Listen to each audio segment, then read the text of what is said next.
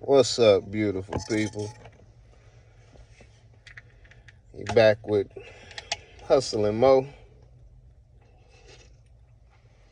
But tonight we not mowing. I'm securing. I'm back on my secure.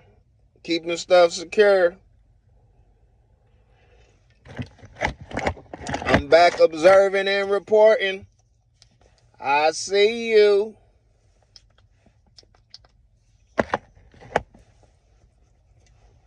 Nah, this is perfect. This is this job is working out perfect for me. The story of this job,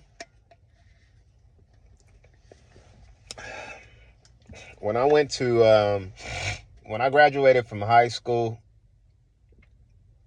I used to play football in high school. All right. My freshman year, I've never played. I played Pop Warner football when I was like 5, and then I never played again until I got to high school. So ninth grade, freshman year of high school,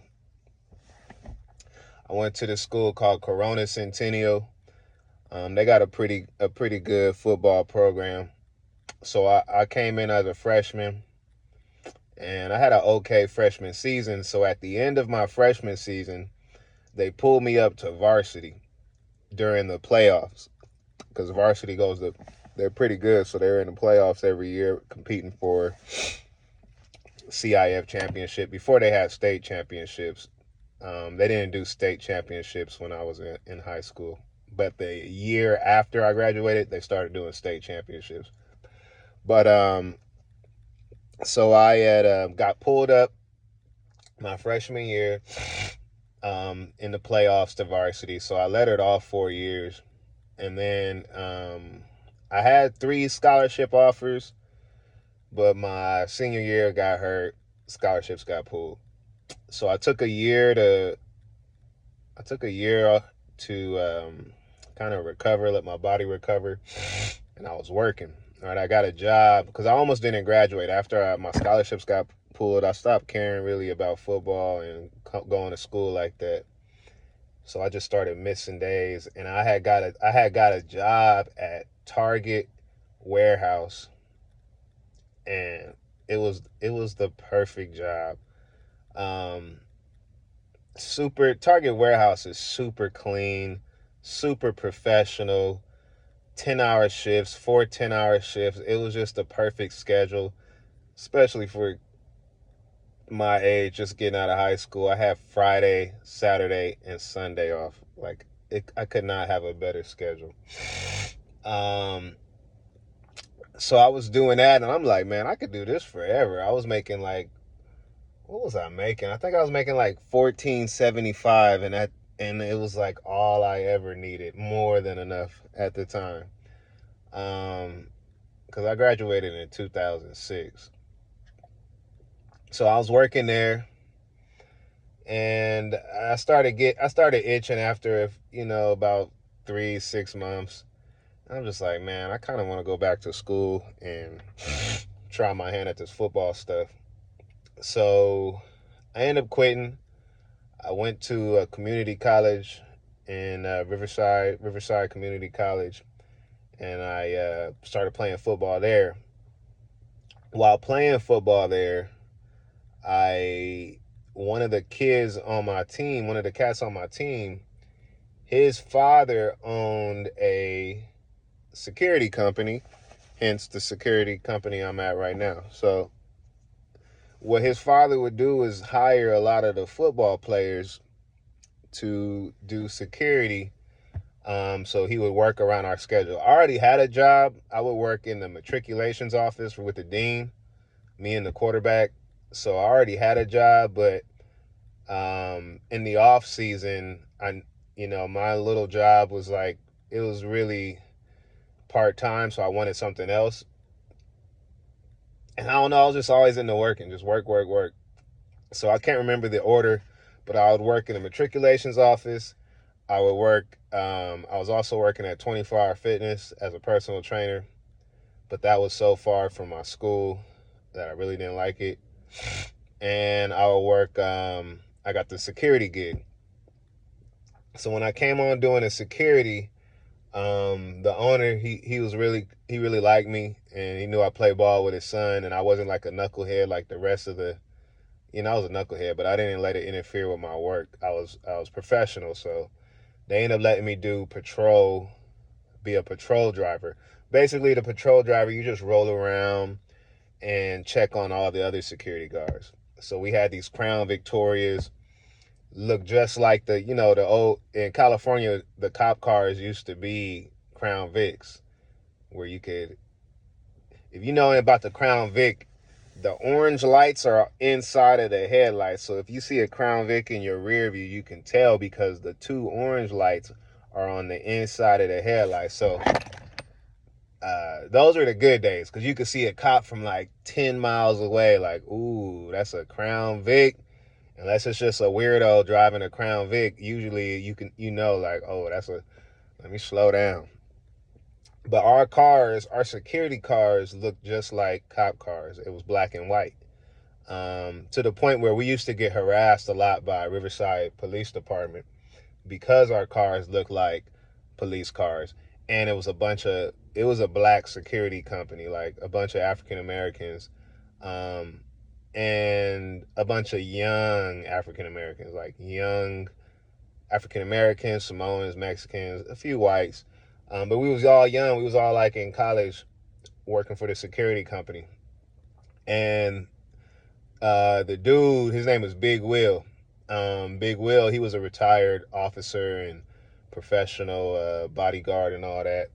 So he had the security company. He had his son helping out, and his daughter helping out, and all the other people, like friends and associates. And he used to get the grunt work. So like all the security jobs that people didn't want to do, he would pick up those contracts. Like we had a contract with this old motel off University it was like a crack spot. And we had to we basically had to clean the spot up, and like, he was really stomping around like SWAT team. Like he showed us how to get down like on some cop stuff. And he had an attitude, he had a swagger about him, because he was a big dude. He looked like Shaq. And he didn't take no shit. So we were all on the same, and his kids, like we was all, I never had a gun, but all his kids were were strapped up. They had the dog. They was like, they took it real serious. So we cleaned that spot up. There's another spot in my area called Casablancas. It was like a notorious spot. They had a lot of stuff going down there, and it was like a HUD housing development spot. So we had to enforce a curfew on grown people. We enforcing a curfew, like y'all got to be in by this time. No ifs, ands, or buts. So this was just it was those type of accounts that nobody else would want to take on. So we holding down this spot, and a lot of friction, and people they had their little gangs up there. Like this spot was notorious for shooting at a helicopter. So anyway, we cleaned it up, like did our job pretty cool. So I've been working here. I worked here, and I ended up quitting to go up north. I went to move to Sacramento for like 2 years, and I was working like in a radio station. But then I moved back down after 2 years, and I came back to this company. So this has always been a spot where if I was in transition or just needed a quick little job, it was cool. I could always come back to Big Will's. That's what was cool, Big Will's Security. And he hired a few of my homies. I had this one homie, wild homie. His name was Ant. And I didn't know he was. One night I'm hearing on the radio because I'm doing patrol. And back then we used the radios. So we had dispatch, and the dispatch would do like little safety checks. and would ask you what your status is, and if you're good, just say code 4 on your radio, and that's it. But they kept asking this one dude, I'm hearing over the radio, they're asking him his status, and he's not checking in. Then when he finally checks in, he's being super obnoxious. He like, I'm code 4. Dang, why y'all messing with me? I'm like, this dude. So they call me, and they're like, hey, can you go check on this new hire? So I'll go and roll up on him. And sure enough, it's my homie from the block. I'm like, bro, it was just so funny when I seen him. We just looked at each other and started dying laughing. I'm like, how did you get a job up here? He's like, oh, D is my boss. You my boss. It was just funny. And then like a week later, I'm like, bro, he was like really like Day and Friday. I'm like, bro, just chill. Don't be trying to be on those superhero stuff. Just clock your hours, observe, report, and go home. But nah, he ended up getting into it with some cats in the liquor store. He claimed they was stealing something and he was protecting the owner or something. But these cats almost get into like a shootout at the liquor store. Just wild, just wild all the way around. But anyways, so my son's mother, my oldest son, he's 14. I met his mother at this company. She was a office worker, so I met her there. And met her there, and then maybe like the second time I was working there, and then in 2011 we had my oldest son, and now I'm back here. So it'd be weird, like, man, life, it has a funny way of like bringing you full circle. I'm grateful though to be back here. I don't want to be a patrol or a manager or a supervisor. I worked here last year as well, and last year they was putting me in the club. They had these 2 club spots. One was like a gothic club, the weirdest place you want to be. Like, I'm talking about, it looked like Blade, the movie Blade. That's what the club looked like. And I'm just like, people in leather suits and weird looking lingerie type of stuff, and it was too much for me. And it was too much. It was a lot of Transformers. It was a weird scene. And I'm like, they all look like vampires. Y'all dancing to this crazy techno music, and at any moment I'm just expecting vampires to start, like, y'all just gonna start eating people. So it was weird. And then the other night I would work would be Saturday night at this little hip hop club right down the street. So I was doing that last year, being on my feet after being in lawn care all day. It was a little tough. But this is chill. I watch the Caltrans vehicles. If you know Caltrans, they like clean up they do landscape like on the freeways.